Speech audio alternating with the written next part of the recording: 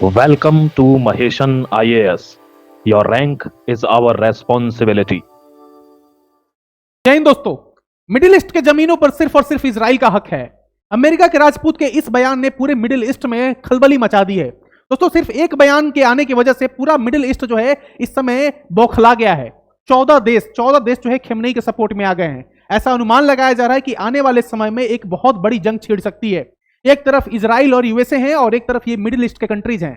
दोस्तों एक राजदूत की तरफ से एक ऐसा बयान आना जिसमें वो कह रहे हैं कि मिडिल ईस्ट के जितने भी कंट्रीज हैं उन सब पर सिर्फ इजराइल का हक होना चाहिए। दोस्तों ये बयान काफी महत्वपूर्ण है, इस पर बहुत डिटेल में जो है चर्चा करेंगे। वीडियो को अंत तक देखिएगा ताकि आपको ये मंसूबा समझ में आ जाए कि यूएसए किसके साथ खड़ा है। क्या यूएसए इजराइल का खुला सपोर्ट कर रहा है?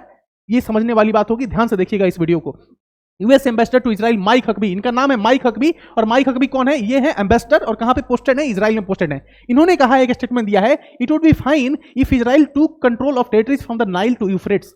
नाइल क्या है? एक रिवर है। यूफ्रेट्स क्या है? एक रिवर है। तो दोनों रिवर के बीच का जो प्लेस है, दोनों रिवर के बीच का जो प्लेस है उस पर सिर्फ इजराइल का हक होगा। ये कौन कह रहा है? वो कह रहा है ये व्यक्ति जो है वो इंटरव्यू दे रहा था और इंटरव्यू में जब इनसे सवाल पूछा गया तो सवाल के जवाब में इन्होंने कहा कि भाई इजराइल जो है एक्सपेंड करेगा और एक्सपेंड कहां तक करेगा? मिडिल ईस्ट तक एक्सपेंड करेगा और ये इजराइल का हक है। दोस्तों एक बहुत बड़ा बयान है और ये बहुत करीबी माने जाते हैं डोनाल्ड ट्रंप के, और डोनाल्ड ट्रंप के करीबी की तरफ से ऐसा बयान आना सीधे सीधे इजराइल के पक्ष में, इजराइल के सपोर्ट में एक बहुत बड़ा बयान है। दोस्तों इजराइल वर्सेस मिडिल ईस्ट अब खुला हो गया है। Israel versus Middle East, Israel versus Iran नहीं, Israel versus Middle East. Israel plan to expansion, Israel का क्या प्लान है? एक्सपेंशन, विस्तार करने का। और इजराइल देखो, जब तक विस्तारवादी नीति रहेगी किसी भी देश की तो वो देश जो है हमेशा वॉर में इंगेज रहेगा, क्योंकि जैसे जैसे आप विस्तार करते जाएंगे आस पड़ोस के देश जो है आपसे डरने लगेंगे, आसपास के पड़ोस के देशों के बीच में जो है एक तनाव की स्थिति आ जाएगी और ऐसा हमेशा वॉर में आप इंगेज रहेंगे। तो जो इजराइल की जो नीति है एक्सपेंशन की, ये पूरे मिडिल ईस्ट में एक तरीके से खलबली मचा रखी है। देखो दोस्तों क्या है, बाइबलिकल जस्टिफिकेशन के लिए किसका सहारा लिया उन्होंने? बाइबल का सहारा लिया है माइक टकबी ने। During an interview with Tucker Carlson, इनके साथ इंटरव्यू चल रहा था, Huckabee argued that the Israel has biblical right. कैसा राइट है? बाइबलिकल राइट है। बाइबल को मेंशन किया, रेफर किया है to this vast land which would encompass parts of modern and Lebanon, Syria, Jordan, Iraq, Saudi Arabia, इन सबको जो है लपेटे में ले लिया। यानी कि इन सारे देशों पर किसका हक होगा? इजराइल का हक होगा। सीधा कहना है माइक टकबी का। और माइक टकबी ने जैसे ही ये बयान दिया इन सारे देशों ने जो है एक मोर्चा खोल दिया। समझ में आ रही है? US envoy's Huckabee tries to deny saying he would support Israel expansion. अब देखो बाद में जब सारे देशों ने अमेरिका के खिलाफ मोर्चा खोलना शुरू कर दिया, उन्होंने बोला कि भाई तुम अमेरिका जो हमारे देश, पूरे देश को जो है तहस नहस करना चाहते हो, हम तुम्हारे मंसूबे को समझ लिए हैं। तो माइक टकबी जो है अपने बयान को बदलने की कोशिश कर रहे थे। दोस्तों ऐसा ही होता है, जब आप बयान दे देते हैं लेकिन पता चलता है कि मेरे बयान से पूरे विश्व में एक खलबली मच जाएगी, तो फिर आप बयान बदलने की कोशिश करते हैं, लेकिन जो डैमेज होना था वो तो डैमेज हो चुका है। देखो अब दोस्तों इजराइल क्या कहता है। West Bank position during the same interview he reportedly stated that the area C is Israel, referring to 60% of the West Bank under Israel control। ये देखिए ये मैप है दोस्तों, ये मैप है, ये वेस्ट बैंक का मैप है और यहां पे किसका कंट्रोल होगा? इजराइल का कंट्रोल होगा। ये भी कहना है माइक टकबी का। माइक टकबी का ये कहना कि भाई वेस्ट बैंक के एरिया पे इजराइल का कंट्रोल होगा, ये दिखाता है कि इजराइल का जो एक्सपेंशनिस्ट पॉलिसी है इसको पूरा ट्रंप जो है सपोर्ट करता है। लेकिन फिर जब आप वर्ल्ड पीस एग्रीमेंट की बात करते हैं, वर्ल्ड पीस की बात करते हैं, पीस बैंक की बात करते हैं, और वहां पे बहुत सारे देशों को लेकर बैठ जाता है डोनाल्ड ट्रंप और कहता है कि भाई मैं शांति समझौता कराऊंगा इजराइल में, गाजा में, इजराइल में, पैलेस्टाइन में, तो दिखाता है कि कितना बड़ा हिपोक्रेट है। एक तरफ तो तुम उसको सपोर्ट कर रहे हो, तुम एक्सपेंशन करो, एक बार तुम सपोर्ट करो, तुम एक्सपेंड करके जो है इन देशों को कब्जा कर लो, और दूसरी तरफ सपोर्ट कर रहा है, दूसरी तरफ क्या बना रहा है? एक जो है सबमिट कर रहा है। एक क्या कर रहा है? सबमिट कर रहा है। वही सबमिट की बात कर रहा हूं जिसमें हमारा जो है पाकिस्तान का जो है प्रधानमंत्री पहुंचा हुआ था। दोस्तों ये बहुत ही आइकॉनिक एक इमेज है जो कि नेतन्याहू ने दिखाया था यूनाइटेड नेशन जनरल असेंबली की मीटिंग में, और ये मैप दिखाकर उन्होंने बोला था this is the curse and this is the blessing. This is the curse and this is the blessing. Curse में किसको रखा है? सीरिया, इराक, ईरान, इन सबको कर्स बताया है, और ब्लेसिंग में कौन है? इजिप्ट है, सऊदी अरेबिया है, सूडान है। दोस्तों ये बहुत ही आइकॉनिक पिक्चर था जो हमें देखना चाहिए, याद करना चाहिए उस समय को। इंटरनेशनल बैकलेसेस एंड डिप्लोमेटिक फॉलोआउट, जैसा ही जो है ये स्टेटमेंट आया माइक की तरफ से, वैसे ही पूरे दुनिया में एक तरीके से बैकलेस होने लगा अमेरिका का। Over 14 Arab and Islamic nations along with Arab League and the OIC issued a joint statement denouncing the remark dangerous and inflammatory। बोला कि बहुत ही डेंजरस रिमार्क दिया है माइक हकबी ने, और कितने देशों ने? 14 देशों ने जो है एक साथ आकर जो है इसका खंडन किया है। उन्होंने बोला कि भाई ये जो स्टेटमेंट आपने दिया है this is dangerous and inflammatory, violation of law. बोला कि आपने जो है कानून का वायलेशन किया। कौन सा कानून का वायलेशन किया है? इंटरनेशनल लॉ का वायलेशन किया है आपने, यूएन चार्टर का वायलेशन किया है ना। Signatories including Saudi Arabia, Egypt and Turkey called the comments फ्लैग्रेंट violation of international law and the UN charter. बोला कि जो माइक टकबी ने जो स्टेटमेंट दिया है, जो कि एम्बेसडर है इजराइल में यूएस के, उन्होंने इंटरनेशनल लॉ को ब्रीच किया है, इंटरनेशनल लॉ को वायलेट किया है, यूएन चार्टर को वायलेट किया है। लेकिन देखो जो अंदर की बात होती है वो तो बाहर निकल जाती है। ये दिखाता है कि अमेरिका किस तरीके से खुलेआम सपोर्ट कर रहा है इजराइल को।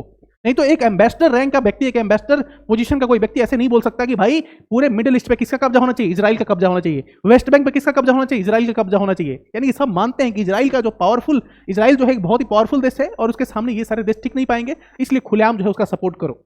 और इजराइल किसका सपोर्ट करता है? इजराइल खुलेआम सपोर्ट करता है भारत का। ये बात हमको याद होना चाहिए और ये मैं आपको दिखाऊंगा सबूत के साथ। आप देखते रहिएगा, वीडियो के अंत में जो है वो भी डिस्कशन करेंगे कैसे इजराइल ने हमेशा हमारा साथ दिया है, भारत का साथ दिया है। Middle state condemns US ambassador comments appearing to support expansionist Israel. कह रहे हैं कि भाई आप एक्सपेंशनिस्ट इजराइल की जो नीति है उसको क्यों आप सपोर्ट कर रहे हैं? This is not tolerable at all. ये कौन कह रहा है? ये कह रहे हैं भाई मिडिल ईस्ट के जितने भी कंट्री हैं। अब देखो इसमें पाकिस्तान भी कूद गया है। देखो पाकिस्तान ऐसा है ना, जो मतलब दो बिल्ली जब लड़ रहे होते हैं तो इसमें ये पहुंच जाता है ना। तो इस पाकिस्तान का तो यही आदत है कि दूसरे देशों के बीच में जाके घुसना है। और घुस के क्यों बताना? क्योंकि जब तक घुसेगा ना तब तक दुनिया को पता ही नहीं चलता कि पाकिस्तान जैसा देश विश्व में है। दो देशों के बीच में कोई लड़ाई लड़ी जा रही है, उसमें पहुंच जाएगा पाकिस्तान। क्यों? क्योंकि इसको बताना है कि हम भी एग्जिस्ट करते हैं, हमारा भी एग्जिस्टेंस है। अगर ये नहीं बोलेगा तो कैसे पता चलेगा दुनिया को कि हम भी हैं? इसलिए तो शहबाज शरीफ हमेशा पहुंच जाता है लेकिन उसकी बेइज्जती हो जाती है। आसिम मुनीर हमेशा पहुंच जाता है लेकिन अपने प्रधानमंत्री का बेइज्जती कर देता है। तो दोस्तों ये आम बात है पाकिस्तान के लिए। पाकिस्तान का फॉरेन मिनिस्टर जो है उन्होंने भी जो है कंडेम किया है। दोस्तों ये नई बात नहीं है, इनका आदत है कंडेम करने का। एक बहुत बड़ा प्रेस रिलीज इन्होंने इशू किया, बहुत बड़ा लंबा चौड़ा प्रेस रिलीज है। मैंने यहाँ पे लगाया नहीं है लेकिन अगर आप जाकर देखेंगे पाकिस्तान का जो ऑफिशियल वेबसाइट है मिनिस्ट्री ऑफ फॉरेन अफेयर्स का, तो वहां पे आपको मिल जाएगा वो सारा प्रेस रिलीज, जिसमें बहुत लंबा चौड़ा लिखकर जो है कंडेम किया गया है माइक टकबी के बयान को।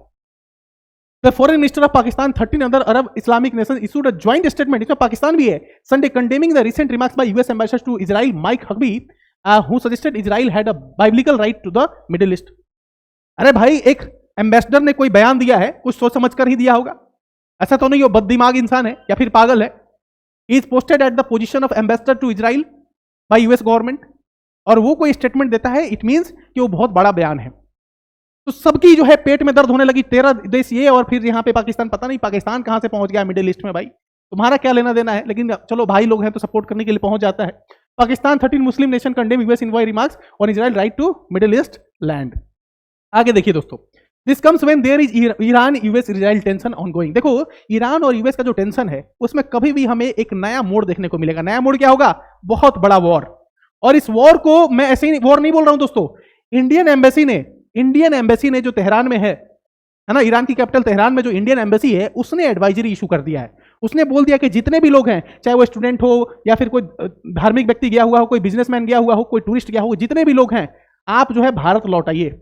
आपको इमीडिएटली जो है खाली कर देना है ईरान को, क्योंकि ईरान में जो स्थिति पैदा हो रही है उसको देखकर ये ऐसा लग रहा है कि बहुत बड़ा वॉर होने वाला है ईरान और अमेरिका नहीं, अमेरिका इजराइल और ईरान में। एक तरफ अमेरिका और इजराइल है, दूसरी तरफ ईरान है। लेकिन ईरान के सपोर्ट में जो ये 13 देश आए हैं, ईरान के सपोर्ट में जो इतने सारे देश आए हैं, ये सब भी ईरान के सपोर्ट में खड़े रहेंगे, ये क्लियर बात है। लेकिन उधर ईरान, अमेरिका और इजराइल एक साइड है और इधर ये सारे मिडिल ईस्ट के कंट्रीज। दोस्तों तो एडवाइजरी जो इशू की गई है एम्बेसी ऑफ इंडिया की तरफ से तेहरान में, ये काफी इंपॉर्टेंट एडवाइजरी है और बोला गया कि जितने भी इंडियन नेशनल जो हैं वो जो है अपना जो है जगह खाली करें और भारत वापस लौट जाए।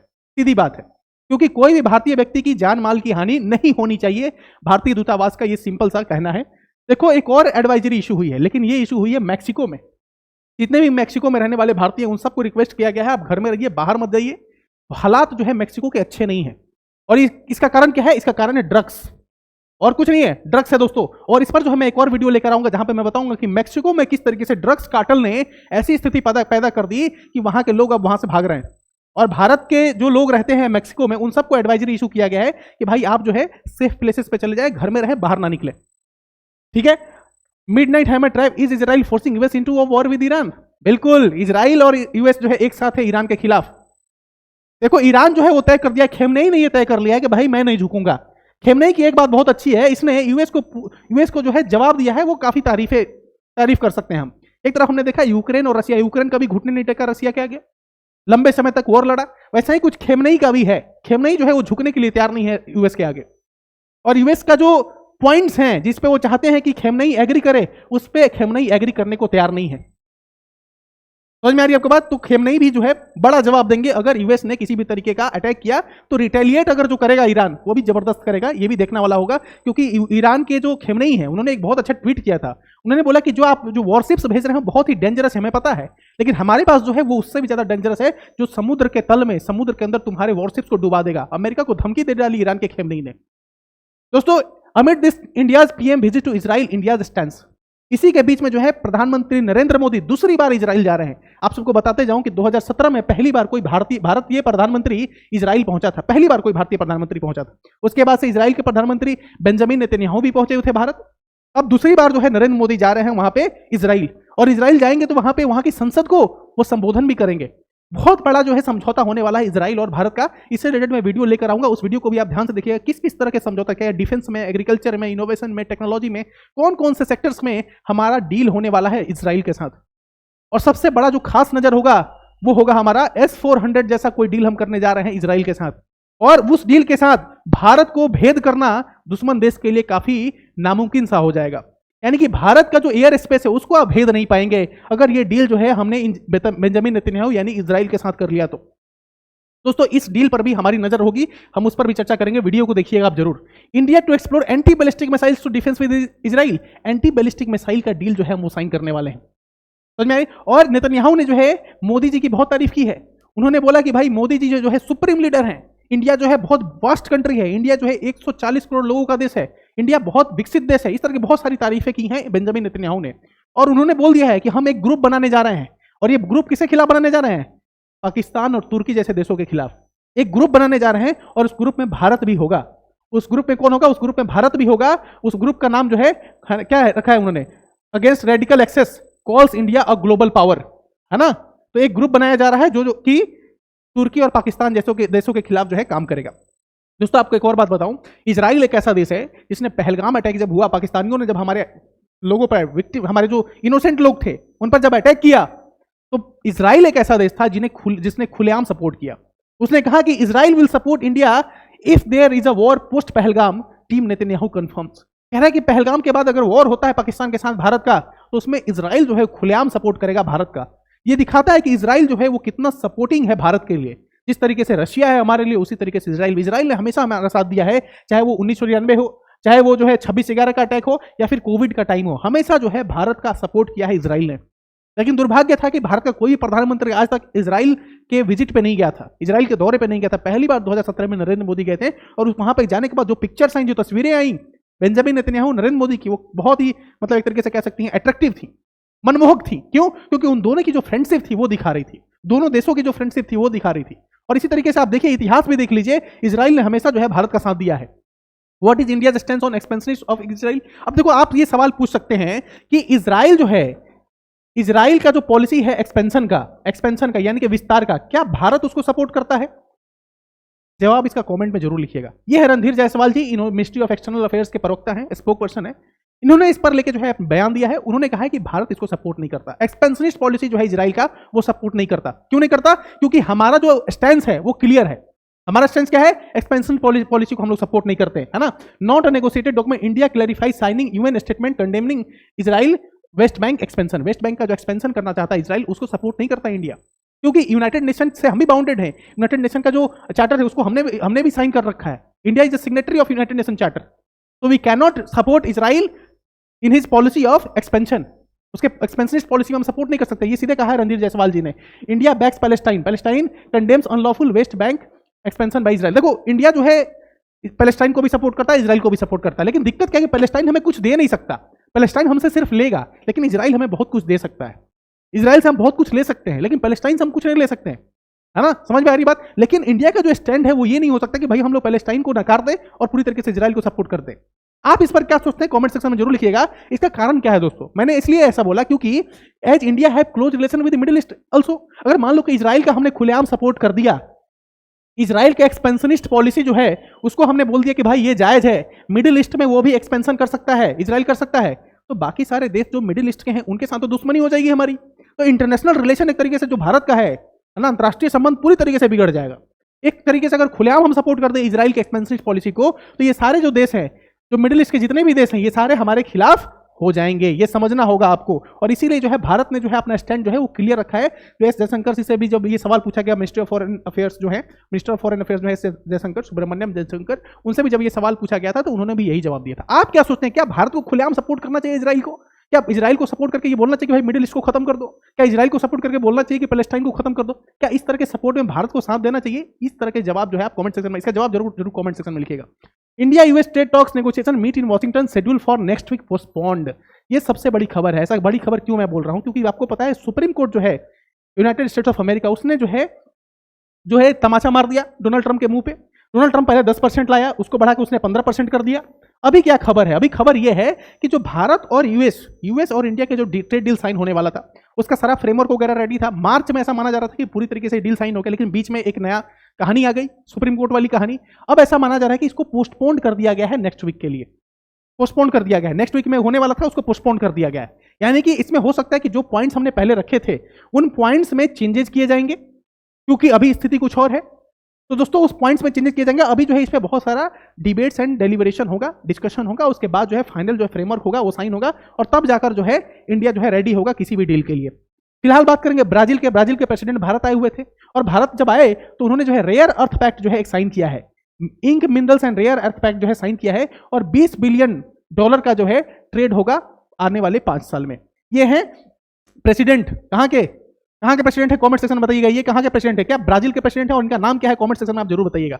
अगला खबर, आप सबने पिछले वीडियो में कमेंट में ये कहा कि सर हमने रशिया से तेल खरीदना बंद नहीं किया है, हम रशिया से तेल खरीद रहे हैं। दोस्तों इस पर एक और वीडियो लेकर आऊंगा, क्योंकि ये वीडियो काफी लंबा हो गया है। फिलहाल मैं आपको इस एक डेटा के साथ आपको छोड़े जाता हूं। इस डेटा को आप ध्यान से देखिएगा, ये इंडियन एक्सप्रेस का डेटा है। 2025-2026 में हम कितना तेल ले रहे हैं इसको आप ध्यान से देखिएगा, आपको सब कुछ समझ में आएगा। अप्रैल में, मई में, जून, जुलाई, अगस्त, सितंबर, अक्टूबर, नवंबर, दिसंबर, और ये जनवरी है। ये ध्यान से देखिए, इस कर्व को देखिए ध्यान से, ये कहां पे पहुंच गया है।